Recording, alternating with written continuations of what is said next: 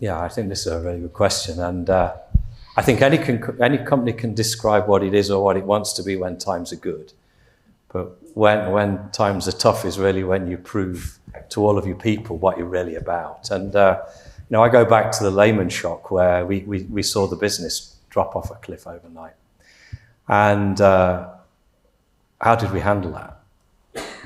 And I think many companies kind of just stopped, cut their workforce right down, and probably stopped their improvements and development activity. And I'll tell you what we did in Toyota. The first thing we did, all of us in the business across Europe took a 10% pay cut for a reduction in 10% working time. And honestly, it was more severe for the management team because we also cut all of the bonus, which was, of course, a more significant part of their total package. But we did that, everyone.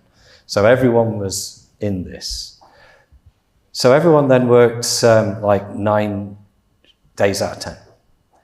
And we had more people than we needed for the vehicles we were making, even though we were not working full-time.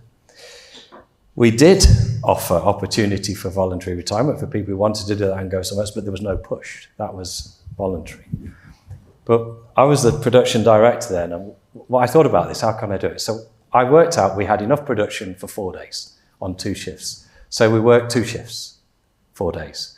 And because we were working 9 days out of 10, half of the production team came in on Friday day shift. And they contributed all of that day shift to Kaizen, to continuous improvement.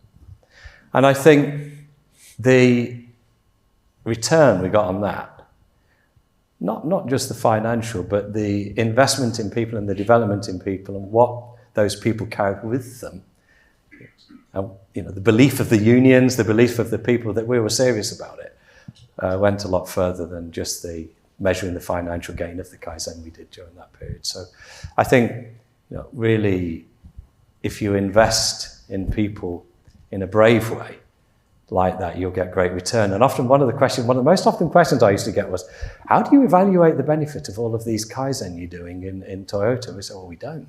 Because if we were trying to calculate the return on investment of each one, we would never start any of them and have no return. We just believed it was the right thing to do. If it's a big project, big investment, of course we have an approvals process. But for giving people time to do improvement each day or each week was just a kind of given. No, fantastic. And it's fair to say, just thinking about that, the position after the Lehman Shock, as a result of the retention policy in Toyota, you were in a much better place than a lot Correct. of competitors in the industry for the recovery. Correct. And when you're a car maker or a big OEM, you have a big responsibility, like many of you in here, for your supply chain as well. So keeping that rhythm and heartbeat, not stopping for 3 months like some OEMs did, which really caused immense damage in the supply chain. Running a regular pattern, even though it shortened every week, kept the supply chain lubricated and running, so they could always come back strong, because you rely on those people tremendously. Yeah, absolutely.